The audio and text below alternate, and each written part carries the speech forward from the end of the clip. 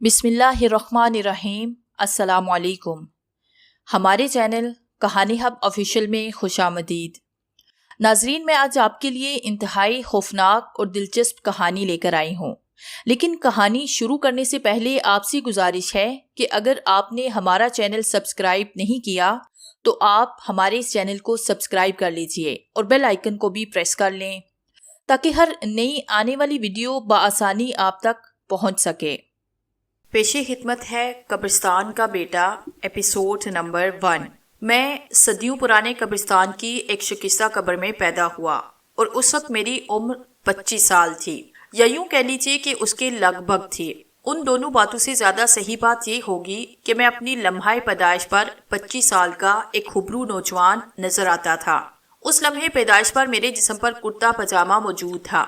ये सब बातें महज इसलिए जाहिर करने के लिए लिख रहा हूँ कि मैं अपनी लम्हाए पैदाइश पर इस सतह पर था जिस सतह पर एक बालिग आदमी होता है। मुझे अपनी माहौल का पूरा इदराक था।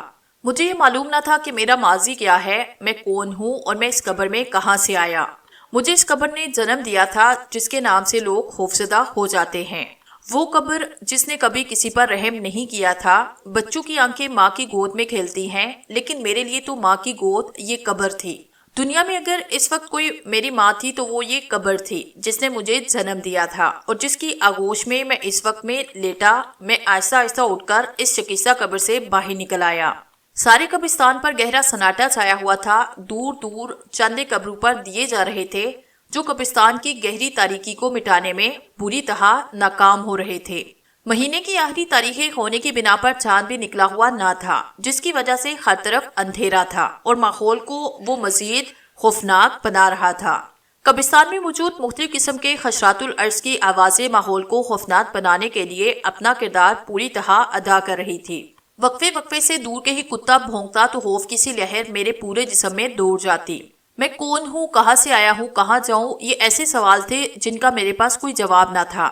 मैंने अपनी जेबें खंगालना शुरू कर दी कि शायद मेरी जेब से कोई ऐसी चीज निकल आए जिससे मुझे मेरी शनाख्त में आसानी हो। सारी जेबें देखने के बाद मेरी जेब से सिर्फ एक पर्स निकला। मैंने बेताबी से पूरा पर्स छान मारा, लेकिन उसमें सिवाय बड़े बड़े करस्सी नोटों के अलावा कुछ न मिला जिससे मैं अपने मुतालिक कुछ जान सकूं। एक ही सवाल किसी असेब की तरह मेरे जहन में गूंजने लगा, मैं कौन हूँ। ये एक सवाल मेरे जहन में इस कदर तेजी से गर्दिश करने लगा, मुझे ऐसे लग रहा था जैसे लम्हों बाद मेरा दिमाग किसी आतिश फिशां की तरह पड़ जाएगा। मैं दोनों हाथों से सर थामकर कब्र के सिरहाने बैठकर गहरे गहरे सांस लेने लगा। अब तक के हालात ने मेरा ज़हनी तवाज़ुन काफी हद तक बिगाड़ दिया था। अभी मैं अपने हालात पर हैरानो परेशान गौरो फिक्र में मशगूल था कि अचानक ही किसी सिम से हंसने की आवाज सुनाई दी। मैंने उस तरफ नजरें उठाकर देखा जिस तरफ से आवाजें आ रही थी, लेकिन सिवाय तारीकी के कुछ भी नजर ना आया। फिर ये आवाजें कभी दाएं जानिब से आती और कभी बाएं जानिब से आने लगती। पूरा कब्रिस्तान इन शैतानी कहकहों से गूंज उठा था। मुझे ये कहकहे अपने कानों में तेजाब डालते महसूस हो रहे थे। मुझे ऐसे लग रहा था जैसे सारी दुनिया की मखलूक मिलकर मेरी बेबसी का मजाक उड़ा रही हो। थोड़ी देर के बाद एकदम सन्नाटा छा गया, ऐसा सन्नाटा कि मेरी बेतरतीब सांसों की आवाज मुझे शोर करती हुई महसूस हो रही थी। मुझे अपना खून रगों में जमता महसूस हो रहा था। मुझे इस कब्रिस्तान से निकल जाना चाहिए, ये सोचकर मैं उठ खड़ा हुआ। लेकिन बेशतर इसके कि मैं कब्रिस्तान से निकलने में कामयाब होता, मुझको अंबर का तेज खुशबू का झोंका मेरे इतराफ में फैल गया। ये खुशबू मुझ पर इतनी तेज हावी होती जा रही थी कि मैं सब कुछ भूलकर इसके शहर में खोता चला गया। मेरी आंखें खुद ब खुद बंद होने लगी, मगर आंखें बंद करते ही मैं चौंक उठा। किसी के सर्द हाथों का लम्स अपने शानों पर महसूस करके मैंने दोबारा आंखें खोली और उस सफेद रेश बुजुर्ग को देखने लगा जो कि मेरे बाएं हाथ पर मौजूद थे। सर से पैर तक उन्होंने सफेद लिबास पहन रखा था। उनकी दाढ़ी और सर के बाल भी सफेद थे। हाथ में उन्होंने तस्बीह थाम रखी थी। उनकी पुरवकार नजरें मेरे चेहरे पर मरकूज थी और हाथ तस्बीह के दानों पर चल रहे थे।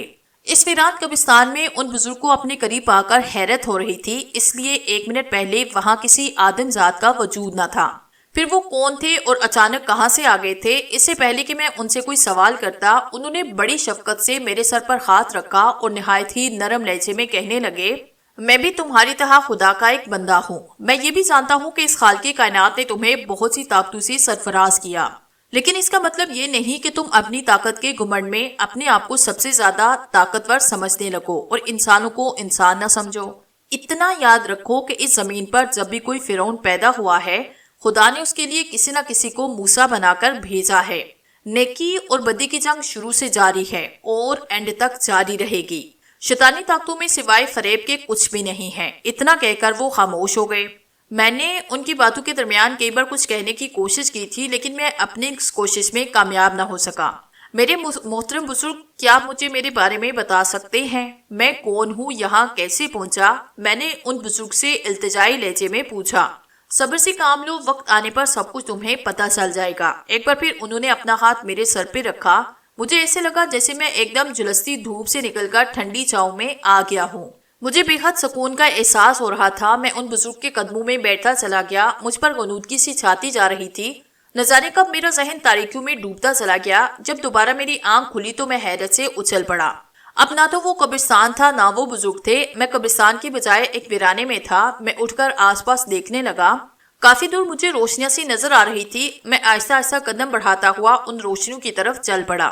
میرے اور روشنیوں کے درمیان فاصلہ بدتریس کم ہوتا جا رہا تھا۔ مجھے دور سے ہی کسی بستی کے آثار نظر آنے لگے۔ میں جیسے جیسے بستی کے نزدیک ہوتا جا رہا تھا، میرے دل کی دھڑکنیں تیز ہوتی جا رہی تھی۔ جب میں بستی میں داخل ہوا تو پوری بستی میں ویرانی چھائی ہوئی تھی۔ ایسے لگ رہا تھا جیسے یہاں برسوں سے کوئی نہ رہتا ہو۔ میں بستی کے درمیان بنے ہوئے چوک پر، جس میں نلکا بھی لگا ہوا تھا، ہاتھ منہ دھویا اور کچھ دیر آرام کرنے کے لیے وہاں ہی بیٹھ گیا۔ اس کے علاوہ میں کر بھی کیا سکتا تھا؟ میں کہاں جاؤں، کس سے مدد مانگوں؟ مجھے میرے بارے میں کون بتائے گا؟ یہ میری کیسی بے بسی تھی۔ یہی باتیں سوچتے سوچتے میں وہاں پر لیٹ گیا۔ نہ جانے کب نیند کی دیوی نے مجھے اپنی آغوش میں لیا۔ ابھی مجھے سوئی ہوئی زیادہ دیر نہ ہوئی تھی، میں اچانک ہی ہڑبڑا کے اٹھ گیا۔ سب سے پہلے تو میری نظر ان لوگوں پر پڑی جو میرے ارد گرد جمع تھے۔ بھائی تم کون ہو اور کہاں سے آئے ہو؟ ان میں سے ایک مرد نے مجھ سے پوچھا۔ اس سے پہلے کہ میں اس کی کسی بات کا جواب دیتا، مشک و عنبر کی تیز خوشبو کا جھونکا میرے اطراف میں پھیلتا چلا گیا اور میری زبان سے الفاظ خود بخود داد ہونے لگے۔ میرا نام شہریار احمد ہے اور میں یہاں سے آگے جا رہا تھا۔ ذرا دیر یہاں آرام کے لیے رکا، پتہ نہیں چلا کہ کب آنکھ لگ گئی۔ اگر آپ لوگوں کو میری وجہ سے کوئی تکلیف پہنچی تو میں معذرت چاہتا ہوں، میں نے ان سے معذرت کرتے ہوئے کہا۔ دوست، اس بستی میں راجہ ارجن سنگھ کی حکومت چلتی ہے، اور اگر انہیں بھنک بھی پڑ گئی کہ ہم نے جانے یا انجانے میں کسی اجنبی کو پناہ دی تو وہ ہماری بوٹیاں بنا کر اپنے قوموں کو کھلا دے گا۔ وہ بڑا ہی ظالم انسان ہے، رحم نام کی کوئی چیز اس کے پاس نہیں، اس مرد نے خوفزدہ لہجے میں کہا۔ آپ لوگ فکر نہ کریں، اب ایسا کچھ نہ ہوگا۔ الفاظ بے اختیار ہی میری زبان سے نکلے، اس کے ساتھ ہی وہ تیز خوشبو کا جھونکا میرے تاروں طرف پھیل گیا۔ میری سمجھ میں نہیں آ رہا تھا یہ باتیں خود بخود میری زبان سے کس طرح ادا ہو رہی تھی۔ بیٹا تم کیوں اپنی جان کے دشمن بنے ہو اور تم اکیلے کیا کر سکو گے؟ ان میں سے ایک بوڑھی خاتون نے مجھے سمجھاتے ہوئے کہا۔ ماں جی سب کچھ ٹھیک ہو جائے گا، خدا پر بھروسہ رکھیں، میں نے انہیں تسلی دیتے ہوئے کہا، لیکن میری تسلی دینے کے باوجود ان کے چہرے پر غور و فکر کی لکیریں اور گہری ہو گئی۔ بیٹا میں اپنا بیٹا ان ظالموں کے ہاتھوں کھو چکی ہوں اور میں نہیں چاہتی کہ کسی اور ماں کا لال ان ظالموں کے ہاتھوں مارا جائے۔ جوان بیٹے کی موت کا دکھ کیا ہوتا ہے یہ میں جانتی ہوں، یا وہ مائیں جانتی ہیں جن کے جوان بیٹے موت کی آغوش میں چلے جاتے ہیں۔ جوان بیٹے ماں باپ کے بڑھاپے کا سہارا ہوتے ہیں، مگر ان ظالموں کو یہ بات کون سمجھائے؟ یہ ظالم لوگ تو اپنی طاقت کے گھمنڈ میں آ کر اپنے قدموں تلے آنے والی ہر چیز کو رون دیتے ہیں۔ پتہ نہیں خدا کب ہمیں ان ظالموں سے نجات دلائے گا۔ ماں جی میں بھی آپ کے بیٹے جیسا ہوں، اور جب بھی زمین پر فرعون پیدا ہوگا کوئی نہ کوئی موسیٰ بن کر اس سے نجات دلانے کے لیے پہنچ جائے گا۔ لوگ دلچسپی سے ہماری گفتگو سن رہے تھے۔ میں نے سب کچھ کہہ تو دیا تھا، مگر کیا ہونے والا تھا اس کے بارے میں کچھ نہیں کہہ سکتا تھا۔ ابھی میں انہی خیالات میں کھویا تھا کہ ان لوگوں میں سے ایک لڑکی آگے بڑھی، مجھ سے مخاطب ہو کر کہنے لگی، آپ یہ نلکا چھوڑیں تو ہم پانی بھر لیں۔ مگر میں نے تو جیسے اس کی آواز سنی ہی نہ تھی۔ میں دم بخود اس لڑکی کو تکی جا رہا تھا جو اپنے یاقوتی ہونٹوں پر دل نواز مسکراہٹ بڑے ہر لمحے میرے قریب آتی جا رہی تھی۔ وہ میرے قریب آ کر رکی تو میں اس کی غزالی آنکھوں کے سحر میں کھو گیا۔ یوں لگ رہا تھا جیسے قدرت نے اس کو تحلیق کرتے وقت حسن و رعنائی کے تمام خزانے اس میں سمو دیے ہوں۔ چند ثانیوں تک وہ مجھے خمار آلود نظروں سے دیکھتی رہی، پھر اس کی تریشہ ہونٹوں کو جنبش ہوئی۔ کہاں کھو گئے آپ؟ اس کی آواز میں جھڑنوں جیسی جلترنگ تھی۔ میں شرمندہ ہو کر کھڑا ہو گیا۔ میرے کھڑے ہوتے ہی لڑکیاں کتار بنا کر پانی بھرنے لگی اور میں دلچسپی سے یہ منظر دیکھنے لگا۔ آپ یہاں پر ہی کھڑے رہو گے یا چل کر ناشتہ وغیرہ بھی کرو گے؟ وہ بزرگ خاتون میرے قریب آتے ہوئے بڑی اپنائیت سے بولی۔ ماں جی اب بلا وجہ میرے لیے پریشان ہے، ناشتہ تو میں کہیں بھی کر لوں گا۔ ماں جی بھی کہتے ہو، غیروں جیسی باتیں بھی کرتے ہو، انہوں نے بھرائی ہوئی آواز میں کہا اور وہ وہاں سے جانے لگی۔ میں بھی دوڑتا ہوا ان کے پیچھے پہنچ گیا۔ ماں جی معاف کر دیجئے، آئندہ ایسی بات نہیں کروں گا، میں نے ان کے سامنے دونوں ہاتھ جوڑتے ہوئے کہا۔ پھر میں ان کے ساتھ چلتا ہوا ان کے مقام میں پہنچا۔ چوک سے لے کر مکان میں آنے تک کئی لوگوں نے ان سے دبی زبان میں کہا، آپ کیوں ارجن سنگھ کے غضب کو للکار رہی ہیں؟ لیکن وہ سب کی بات نظر انداز کرتی ہوئی آئی۔ میں نے بھی صرف ماں جی کی ناراضگی کی وجہ سے کوئی بات نہ کی تھی، میں خود بھی یہ نہیں چاہتا تھا کہ میری وجہ سے ان غریب لوگوں پر کوئی مصیبت آئے۔ مکان میں پہنچ کر مجھے لوگوں کی غربت کا اندازہ ہوا۔ ان کا یہ مکان کچی اینٹوں کا بنا تھا، چھت پر ٹین کی چادریں پڑی تھی جو کہ اب تک کئی جگہ سے گل چکی تھی۔ دیواروں پر پلاسٹر بھی جگہ جگہ سے اکھڑ چکا تھا۔ 2 کمروں پر مشتمل یہ چھوٹا سا مکان تھا۔ ماں جی نے مجھے دوسرے کمرے میں لے جا کر زمین پر بچھی دری پر بٹھایا اور خود کمرے سے نکل گئی۔ میں اس کمرے کا جائزہ لیتا رہا، اس کی حالت بھی پہلے والے کمرے سے مختلف نہ تھی۔ کچھ لمحوں کے بعد مجھے حیرت کا شدید جھٹکا لگا۔ وہی لڑکی میرے سامنے کھانے کی تھال لیے کھڑی تھی، چوک پر جس کے حسن میں کھوتا چلا گیا تھا۔ تم اور یہاں؟ میں نے اپنی حیرت پر قابو پاتے ہوئے پوچھا۔ کیا کسی انسان کا اپنے گھر میں آنا منع ہے؟ اس نے مسکراتے ہوئے کہا۔ اس سے پہلے کہ ہمارے درمیان کوئی اور بات ہوتی، ماں جی پانی کا جگ لیے کمرے میں داخل ہوئی۔ ہم دونوں اس کی طرف متوجہ ہو گئے۔ یہ میری بیٹی غزالہ ہے۔ ہم تینوں باتیں بھی کرتے رہے اور ناشتہ بھی کرتے رہے۔ ناشتے سے فارغ ہونے کے بعد غزالہ کہنے لگی، آئے میں آپ کو بستی دکھاؤں۔ میں اٹھ کھڑا ہوا۔ ارے اس غریب کو کچھ آرام تو کرنے دے، نہ جانے بیچارہ کب کا تھکا ہارا ہے، ماں جی نے اسے ڈانٹتے ہوئے کہا۔ ماں جی میں آرام کی ضرورت محسوس نہیں کر رہا اور پھر میں اس بستی کی سیر بھی کرنا چاہتا ہوں۔ میں محسوس کیے بغیر نہ رہ سکا کہ ماں جی کے چہرے پر کئی رنگ آ کر گزر گئے۔ جاؤ بیٹا، لیکن خبردار کسی سے الجھنا نہیں چاہیے، کوئی کچھ بھی بکواس کرتا رہے، ماں جی نے غزالہ کو تنبیہ کرتے ہوئے کہا۔ ہم دونوں مکان سے باہر نکل آئے۔ باہر ہر طرف چمکیلی دھوپ پھیلی تھی۔ ہم بستی کا چکر لگا رہے تھے کہ میرے کانوں میں تیز سیٹی کی آواز پڑی۔ میں سیٹی کی طرف متوجہ ہوا مگر غزالہ نے کوئی توجہ نہ دی۔ میں اس طرف جانے لگا لیکن میرے وہاں پہنچنے سے پہلے ہی 3-4 لڑکے ٹولے کی صورت میں نکل کر ہمارے سامنے آئے۔ ان میں سے ایک نے آگے بڑھ کر غزالہ کو مخاطب کرتے ہوئے کہا، جان من، ہم اتنے عرصے سے محنت کر رہے ہیں اور تم ہمیں گھاس نہیں ڈال رہی اور اس اجنبی پر صرف چند گھنٹوں میں مہربان ہو گئی۔ ایسا کون سا جادو ہے اس کے پاس جو ہمارے پاس نہیں؟ مجھے یوں لگا جیسے کسی نے سرے بازار مجھے ننگا کر دیا ہو۔ میں نے غزالہ کی طرف دیکھا تو اس کے چہرے پر ہوائیاں اڑ رہی تھی۔ چلو غزالہ، میں نے اسے مخاطب کرتے ہوئے کہا۔ ہم دونوں آگے بڑھنے لگے۔ ایک بار پھر وہ ہمارا راستہ روک کر کھڑے ہو گئے۔ جان من، اتنی بھی جلدی کیا ہے؟ مجھے ایسے لگا جیسے میرے جسم میں خون کی جگہ لاوا دوڑنے لگا ہو۔ اس سے پہلے کہ مزید کوئی بات ہوتی، میرے دائیں ہاتھ کا بھرپور تھپڑ اس کے منہ پہ پڑا۔ میرے ایک ہی تھپڑ نے اس کا جبڑا پھاڑ دیا۔ وہ کئی فٹ دور جا گرا۔ حالانکہ دیکھنے میں وہ اچھا خاصا باڈی بلڈر نظر آتا تھا۔ جب اس کے ساتھیوں نے اس کا یہ حشر دیکھا تو تینوں ہی اگٹھے مجھ پر پل پڑے۔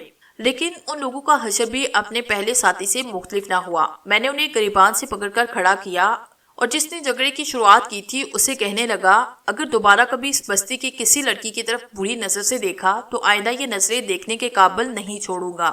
یہ میری طرف سے تمہیں پہلی اور آخری وارننگ ہے۔ وہ چاروں ایک دوسرے کو حیرت سے دیکھنے لگے۔ میں غزالہ کا ہاتھ پکڑ کر وہاں سے چل پڑا۔ غزالہ کے چہرے پر اب تک ہوائیاں اڑ رہی تھی۔ کیا بات ہے غزالہ، یہ تمہارے چہرے پر بارہ کیوں بچ رہے ہیں؟ میں نے مسکراتے ہوئے پوچھا۔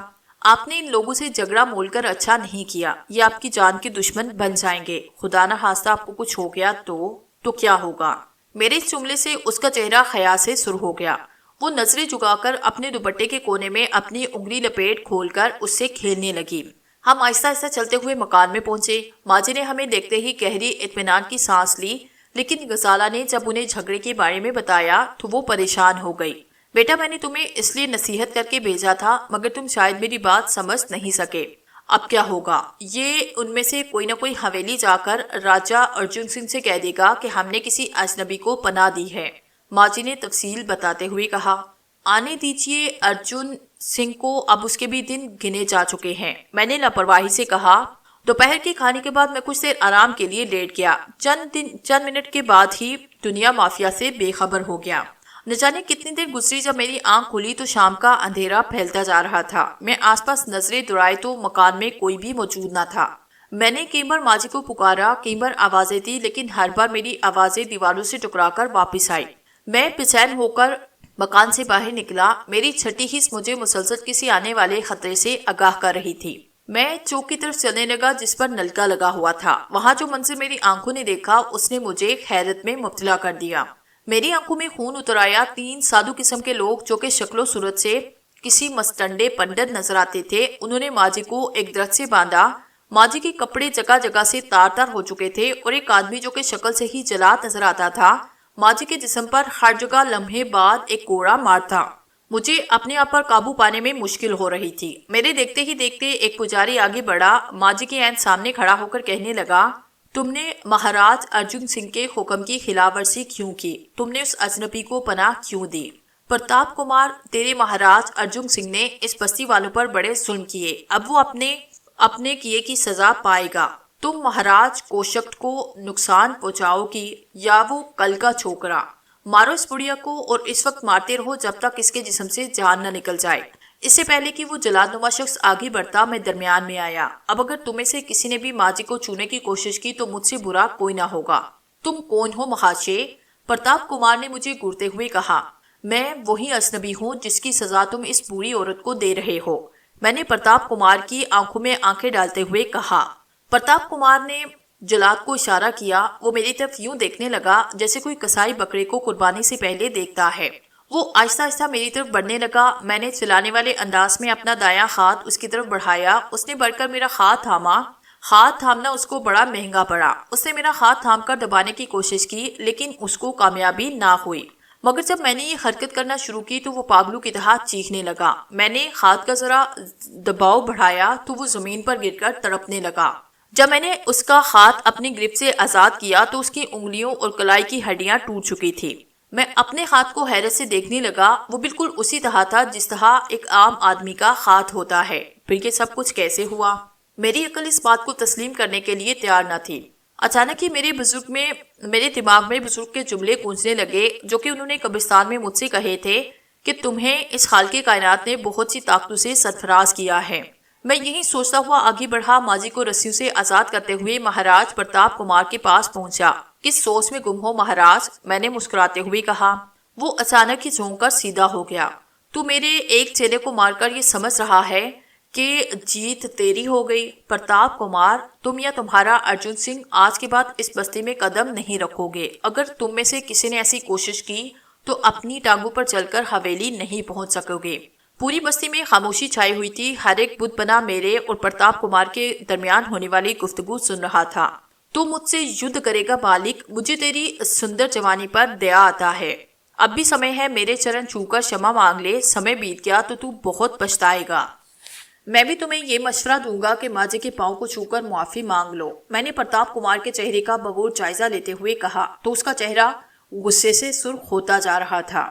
تجھے اپنی شکتی کے کچھ کرشمے دکھانے ہی پڑیں گے، تو پھر ہو جائیں گے 2 ہاتھ۔ میرے اس جملے پر پرتاپ کمار کا کرہت کہکہا فضا میں گونجا۔ میں اب تیرا مقابلہ کروں گا، میں تو تمہیں ہاتھ لگائے بغیر دوزخ میں جھونک سکتا ہوں۔ اس نے اپنا ہاتھ میری طرف جھٹک دیا۔ دوسرے لمحے جو کچھ ہوا اس نے مجھ سمیت پوری دنیا کو حیرت میں ڈال دیا۔ پرتاپ کمار کے ہاتھ جھٹکتے ہی اس کے ہاتھ سے نکلنے والے شعلے میری طرف لپکے۔ میرے جسم سے ٹکراتے ہی وہ اس قدر تیزی سے واپس پلٹے کہ اگر پرتاپ کمار کو اپنی جگہ چھوڑنے میں ایک لمحے کی بھی دیر ہو جاتی تو اب تک اس کا وجود جل کر خاک ہو گیا ہوتا۔ پرتاپ کمار اس قدر بکھلایا کہ چند لمحے تو وہ مجھ پر حملہ کرنا ہی بھول گیا۔ مجھے اسے دیکھنے لگا جیسے کہ میں کوئی عجوبہ ہوں۔ کیوں مہاراج، اپنی شکتی کے کچھ اور کرشمے نہیں دکھاؤ گے؟ میں نے طنزیہ لہجے میں کہا۔ اس نے پھر آنکھیں بند کی۔ کئی منٹ بعد جب دوبارہ اس نے آنکھیں کھولی تو ایک لمحے کے لیے مجھے ایسے لگا جیسے اس کی آنکھوں کی جگہ 2 سرخ انگارے دہک رہے ہوں۔ اس نے دونوں ہاتھوں کو جوڑ کر 2-3 بار اوپر نیچے کیے، ساتھ ساتھ وہ اپنے کسی منتر کا جاپ بھی کرتا جا رہا تھا۔ میں خاموشی کے ساتھ اس کی ایک ایک حرکت کو دیکھ رہا تھا۔ اس کا ایک حملہ ناکام ہوتے ہی میرا حوصلہ کھل گیا، اس لیے میں خاموش سے کھڑا تھا۔ اس نے اپنے دونوں ہاتھ کھول کر آسمان کی طرف بڑھائے اور ایک دم سے ہی ہاتھوں کو گرا دیا۔ دوسرے کے لمحے میرے سر پر بڑے بڑے پتھر گرنے لگے، لیکن جیسے ہی کوئی پتھر میرے سر کے قریب پہنچتا خوشنما پھول بن کر میرے قدموں میں آ گرتا۔ اس کے بعد تو جیسے پرتاپ کا پاگل پن کے دورے پڑنے لگے۔ اس نے پے در پہ کئی منتر آزمائے، سب کا وہی حشر ہوا جو کہ پہلے کا ہوا تھا۔ بس بہت ہو چکا، اب میری باری ہے۔ میں قدم بڑھاتا ہوا پرتاپ کے بالکل نزدیک پہنچا۔ پرتاپ کمار، میں نے چیختے ہوئے اسے پکارا۔ میری طرف دیکھنے کے ساتھ ہی میرے دائیں ہاتھ کا بھرپور تھپڑ اس کے منہ پہ پڑا۔ میرا تھپڑ جیسے ہی اس کے منہ پہ پڑا، اس کے 14 طبق روشن ہو گئے۔ میرے ایک ہی تھپڑ نے اس کا جبڑا پھاڑ کر رکھ دیا تھا۔ دوسرے دونوں پجارے ایک دم سے آگے بڑھے۔ بس وہ ایک لمحہ میں نے غفلت برتی، دوسرے ہی لمحے پرتاپ کمار نے وہاں کھڑے ہو کر مجھ پر چھلانگ لگائی اور مجھے رگیتا ہوا دور تک لے گیا۔ اس کے کئی ایک گھوسے میرے جسم پر پڑے تو مجھ پر تو جیسے جنون سوار ہو گیا۔ میں نے اس کو لاتوں اور گھوسوں پہ رکھا۔ چند ہی لمحوں کے بعد وہ کھامتا کامتا نڈھال ہو کر زمین پر گر پڑا۔ میں نے پوری طاقت اس کی گردن پر دبائی اور اسے دباتا ہوا لمحہ بہ لمحہ بڑھتا جا رہا تھا۔ اس کی آنکھیں یوں لگتا تھا جیسے ابھی چہرے سے باہر نکل آئیں گی۔ وہ اکڑی اکڑی سانس لینے کی کوشش کر رہا تھا، لیکن میں نے اس وقت تک گردن نہ چھوڑی جب تک مجھے یقین نہ ہو گیا کہ اس کی روح اس کے جسم سے پرواز کر چکی ہے۔ میں ہاتھ جڑتا ہوا اٹھ کھڑا ہوا۔ میں نے پرتاپ کمار کے ساتھ آئے ہوئے دونوں پجاریوں کو مخاطب کرتے ہوئے کہا، اپنے اس پنڈت مہاراج کی لاش کو اٹھا کر لے جاؤ اور اپنے مہاراج ارجن سنگھ کو بتا دینا کہ اگر وہ کسی اور کا یہ حشر دیکھنا چاہتا ہے تو اسے ابھی بھیج دے۔ وہ دونوں پنڈت اپنے ساتھی کی لاش اٹھا کر خاموشی سے چلے گئے۔ ساری بستی والوں نے میرے گرد گھیرا ڈال لیا۔ ہر ایک اپنی اپنی بولی بول رہا تھا۔ کوئی مجھے فرشتہ کہہ رہا تھا، کوئی مجھے جادوگر کہہ رہا تھا۔ یہ سب لوگ اپنی اپنی بولیاں بولنے میں مگن تھے اور میں حیرت میں ڈوبا اپنی اس پر اسرار طاقت کے بارے میں سوچنے لگا جس کے بارے میں مجھے ابھی تک علم نہ تھا۔ میں انہی سوچوں میں مگن تھا کہ ان میں سے ایک عمر رسیدہ بزرگ آگے بڑھے اور میرے سانے پر ہاتھ رکھ کر کہنے لگے، بیٹا تم کون ہو؟ کیا تم کوئی جادوگر ہو؟ بابا الحمدللہ میں مسلمان ہوں اور مسلمانوں کے مذہب میں جادو کو حرام قرار دیا گیا ہے۔ میں کوئی جادوگر نہیں ہوں، ایک خدا اور ایک رسول صلی اللہ علیہ وسلم کو ماننے والا مسلمان ہوں۔ میں آپ لوگوں سے وعدہ کرتا ہوں بہت جلد آپ لوگوں کو اس ظالم راجہ ارجن سنگھ سے نجات مل جائے گی۔ ادھر گھر پہنچنے پر ماں جی مجھ سے کہنے لگی، بیٹا نہ جانے میرا دل کیوں گھبرا رہا ہے۔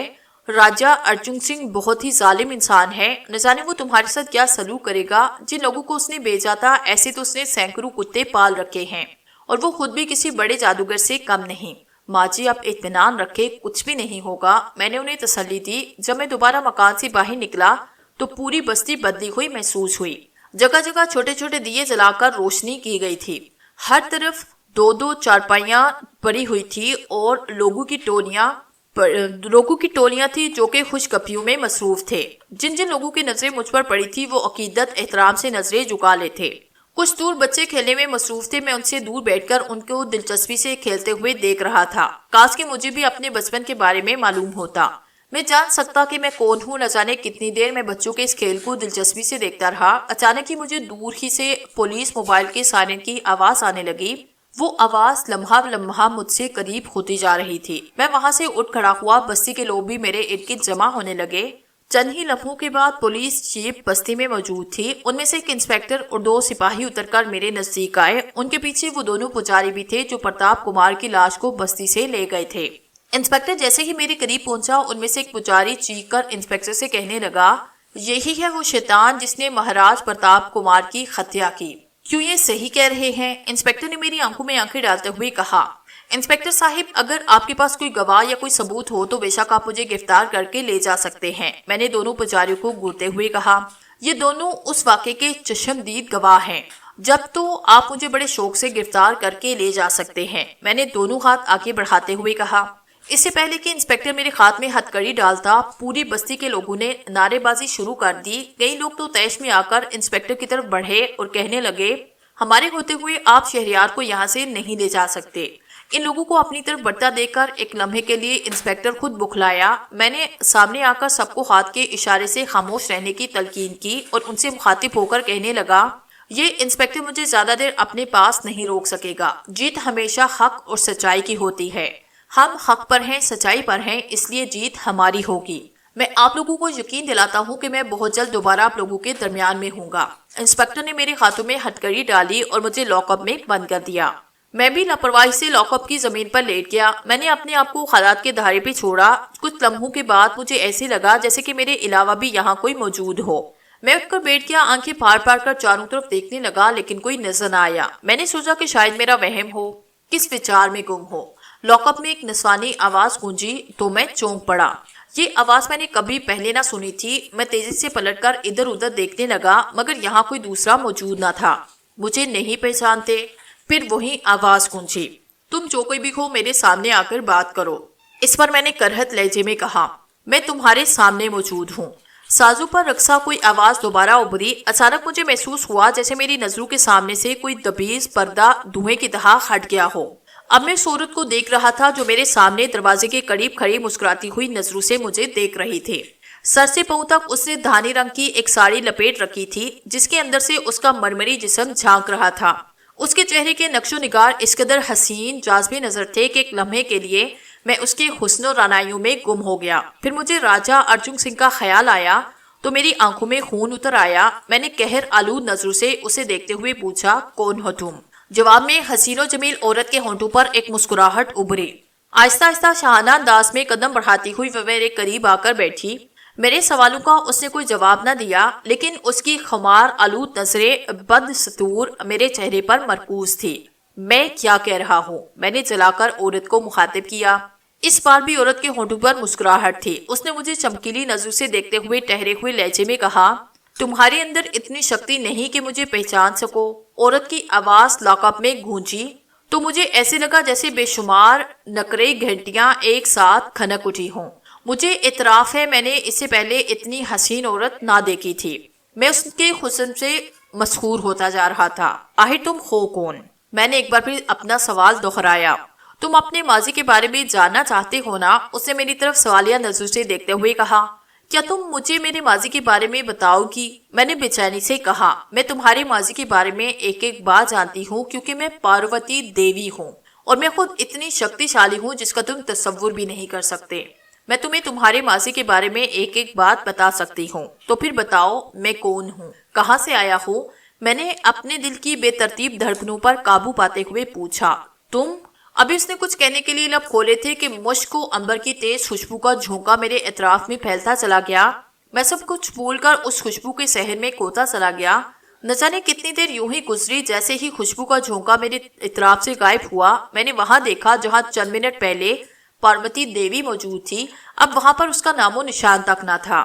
پاروتی دیوی مجھے میرے ماضی کے بارے میں بتانے آئی تھی، پھر مجھے کچھ بتائے بغیر غائب کیوں ہو گئی؟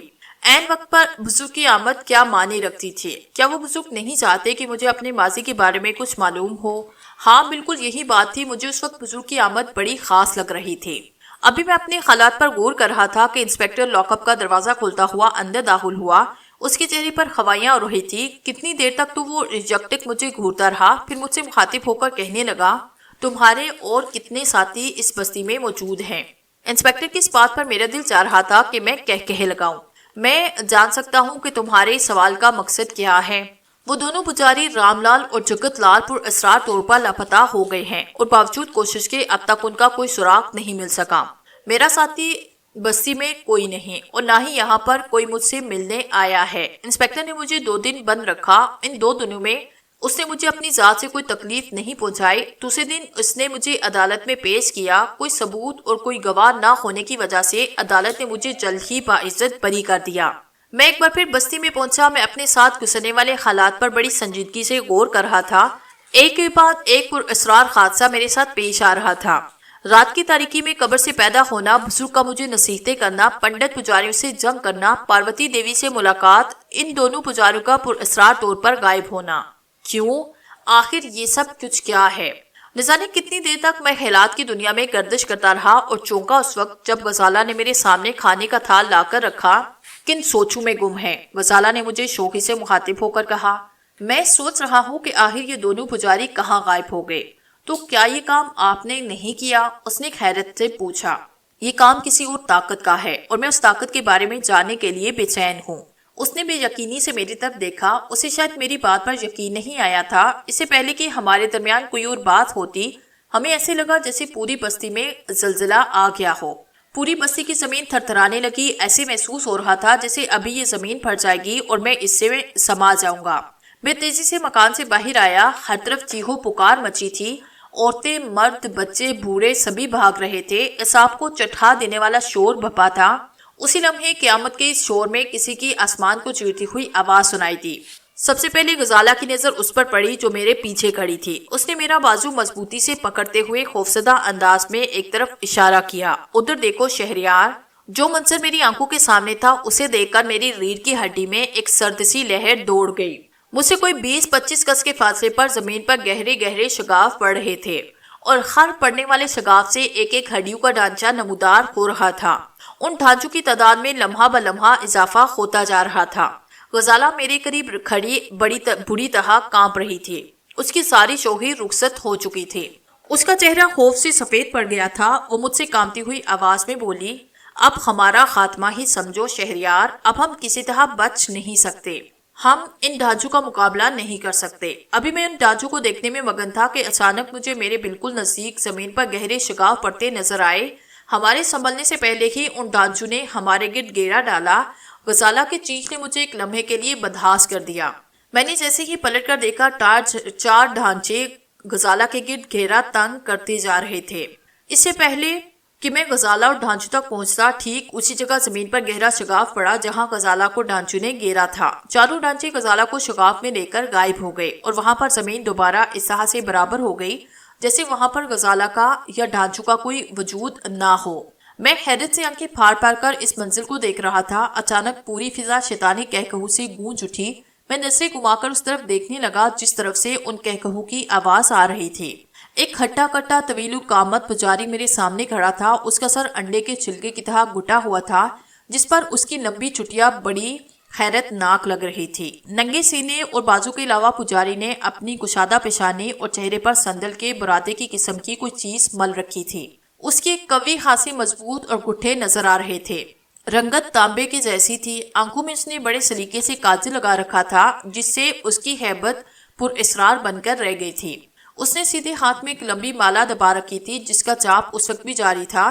لمبی لمبی انگلیاں تیزی سے دانے بدل رہی تھی لیکن ہونٹ بالکل ساکت تھے۔ وہ غضبناک نگاہوں سے مجھے گھور رہا تھا۔ اگر میری مان تو مہاراج ارجن سنگھ سے یدھ کرنے کا خیال دل سے نکال دے۔ پنڈت پجاریوں سے چھیڑ چھاڑ اچھی نہیں ہوتی اور دیوی دیوتاؤں سے ٹکرانا تیرے بس کا روگ نہیں۔ میں غصہ ضبط نہ کر سکا اور پنڈت کی طرف بڑھنے لگا۔ کیا صرف یہی کہنے کے لیے تم نے یہاں آ کر ان ڈھانچوں سے بستی والوں کو خوفزدہ کیا؟ دھیرج سے کام لے مورخ، میں صرف تجھ کو اتنا بتانے آیا ہوں کہ تو نے پجاری پرتاپ کمار کی خطیہ کر کے اچھا نہیں کیا۔ تجھے دیوی دیوتاؤں کی شکتی کبھی چین نہ لینے دے گی۔ مہاراج، کیا تم نے پرتاپ کمار کا عبرتناک انجام نہیں دیکھا؟ اور اب تمہیں کبھی میرے ہاتھوں سے کوئی بچا نہ سکے گا، تمہارے دیوی دیوتا بھی نہیں۔ میں نے اسے حقارت سے گھورتے ہوئے کہا۔ پجاری نے کہا، مورخ، نادان چھوکرے، تیری یہ مجال کہ تو دیوی دیوتاؤں کی شکتی کو للکارے۔ اپرادھی، میں تمہیں صرف یہ بتانے آیا ہوں کہ مہاراج ارجن سنگھ کا خیال من سے نکال دے۔ اب تمہارے اور تمہارے مہاراج کے دن پورے ہو گئے۔ تم نے ان بستی والوں پر بڑے ظلم کیے۔ میں نے پجاری کو قہر آلود نظر سے گھورتے ہوئے کہا۔ پجاری چند لمحے تو چپ رہا، مجھے گھورتا رہا، پھر سپاٹ لہجے میں بولا، مورخ، تجھے نہیں معلوم کہ تو اس سمے کس شکتی کے سامنے کھڑا باتیں کر رہا ہے۔ اگر تو میری شکتی دیکھنا چاہتا ہے تو دیکھ۔ اس نے کوئی منتر پڑھ کر میری طرف اشارہ کیا۔ دیکھتے ہی دیکھتے ایک سیاہ رنگ کا ناگ نہ جانے کہاں سے میرے سامنے آیا اور اپنا پھن اٹھائے میری طرف لپکا۔ میں نے تیزی سے اچھل کر ایک طرف ہٹنے کی کوشش کی لیکن میں اپنے مقصد میں کامیاب نہ ہو سکا۔ ناگ کے ڈسنے سے ایک لمحے تو مجھے ایسے لگا جیسے میرے جسم میں چنگاریاں پھوٹ پڑی ہوں، لیکن دوسرے لمحے کیف و سرور کی لہر میرے جسم میں دوڑنے لگے۔ مجھ پر ایسا نشہ طاری تھا جیسے میں زمین کی بجائے ہوا میں پرواز کر رہا ہوں، لیکن میں بدستور اپنی جگہ کھڑا تھا۔ پجاری نے مجھے حیرت سے دیکھا، پھر منہ ہی منہ میں کسی اور منتر کا جاپ کرنے لگا، مگر اب میں اس کو کوئی موقع دینا نہیں چاہتا تھا۔ میں قدم با قدم پجاری کی طرف بڑھنے لگا۔ اس سے پہلے کہ میں پجاری تک پہنچتا، مجھے ایسے محسوس ہوا جیسے میرے پیروں کے نیچے سے زمین نکلتی جا رہی ہے اور میں کئی من مٹی کے نیچے دفن ہوتا جا رہا ہوں۔ آخری احساس جو میرے ذہن میں تھا وہ مٹی کا تھا جو کہ بے دریغ میرے منہ اور کانوں میں گھستی جا رہی تھی۔ جب میری آنکھیں کھلی تو میں سمندر کے کنارے ریت پر اوندے منہ پڑا ہوا تھا اور کئی لوگ میرے جمع گرد تھے۔ نامعلوم کون ہے، کس کی آواز کانوں میں پڑی، معلوم نہیں اس سمندر میں کہاں سے آ گیا ہے، کیا معلوم بیچارے نے حالات سے تنگ آ کر خودکشی کرنے کی کوشش کی ہو۔ میں نے آہستہ آہستہ آنکھیں کھولی اور ایک جھٹکے سے اٹھ کر بیٹھ گیا۔ میرے سارے کپڑے پانی سے بھیگے تھے۔ سمندر میں دور دور تک جہاز اور کشتیاں آتے جاتے نظر آ رہے تھے۔ بیٹا تم کون ہو اور اس بے نام سمندر کی آغوش میں کس طرح سے آ گئے؟ ان میں سے ایک بڑی عمر کے آدمی نے آگے بڑھتے ہوئے مجھ سے پوچھا۔ بابا آپ یقین کریں کہ میں خود نہیں جانتا کہ میں کون ہوں، میں نے مایوسانہ لہجے میں کہا۔ انہوں نے بے یقینی سے میری طرف دیکھا اور کہنے لگے، بیٹا بزرگوں کے ساتھ مذاق نہیں کرتے۔ بابا آپ میری بات کا یقین کریں کہ میں نے جو کچھ آپ سے کہا وہ صحیح ہے، لیکن مجھے محسوس ہو رہا تھا کہ وہ میری بات پر یقین کرنے کو تیار نہیں۔ بیٹا میری ایک بات یاد رکھنا، یہ بمبئی شہر ہے، یہاں پر کوئی کسی کا نہیں، یہاں اپنی حفاظت آپ کرنا پڑتی ہے۔ میری سمجھ میں نہیں آ رہا تھا میں سمندر میں کس طرح پہنچا۔ مجھے اچھی طرح سے یاد ہے کہ میں پنڈت سے مقابلہ کر رہا تھا کہ اچانک ہی میرے پیروں کے نیچے سے زمین نکل گئی، میں منو مٹی تلے دبتا چلا گیا۔ اس پنڈت نے پتہ نہیں ماں جی اور غزالہ کے ساتھ کیسا سلوک کیا ہوگا، بیچارے بستی والوں کے ساتھ کیا ہوا ہوگا۔ ابھی میں انہیں سوچوں میں گم تھا کہ اچانک ہی میرے بالکل قریب ایک نئے ماڈل کی بلیک کار آ کر رکی۔ ان میں سے 3-4 نوجوان تیزی سے نکلے اور میرے گرد گھیرا ڈال کر کہنے لگے، چپ چاپ چل کر گاڑی کے اندر بیٹھ جاؤ، شور کرنے کی کوشش کی تو پسٹل کی سبھی گولیاں تم پر خالی کر دیں گے، لیکن تم لوگ کوئی سوال نہیں، صرف ہمارے حکم کی تعویل کرو ورنہ اگلے لمحے سانس لینے کی مہلت بھی نہ ملے گی۔ ان میں سے ایک نے میری بات کاٹتے ہوئے خونخوار لہجے میں کہا۔ میں خاموشی سے ان کے ساتھ گاڑی میں آ کر بیٹھ گیا۔ گاڑی ساحل سمندر سے نکل کر بمبئی شہر کی بڑی بڑی سڑکوں پر فراٹے بھرنے لگی۔ میں ان لوگوں کے بارے میں سوچنے لگا کہ یہ لوگ کون ہیں اور مجھ سے کیا چاہتے ہیں اور مجھے کہاں لے کر جا رہے ہیں۔ ظاہر ہے ان باتوں کا جواب تو یہی لوگ دے سکتے تھے، لیکن میں اس وقت ان لوگوں سے کسی بھی سوال کرنے کی پوزیشن میں نہ تھا۔ میں باہر گزرنے والے مناظر کو دلچسپی سے دیکھنے لگا۔ کار ایک ہلکے سے دھچکے کے ساتھ رکی تو میں نے چونک کر کھڑکی سے باہر دیکھا، لیکن اندھیرے کی وجہ سے کوئی بھی چیز صاف نظر نہ آئی۔ بس اتنا اندازہ ہوا کہ وہ کسی جدید ترین عمارت کا احاطہ ہے۔ ان میں سے ایک نے کار کا انجن بند کیا اور اتر کر پچھلا دروازہ کھولتے ہوئے کہا، نکلو، اور میں خاموشی سے کار سے اتر آیا۔ ڈرائیونگ کرنے والے نے کار کا دروازہ بند کیا اور میرا ہاتھ پکڑ کر برآمدے پر چڑھ گیا۔ برآمدے میں 2 دروازے دائیں بائیں تھے، ایک سامنے تھا۔ اس نے دروازے کو کھولا اور ہم اندر چلے گئے۔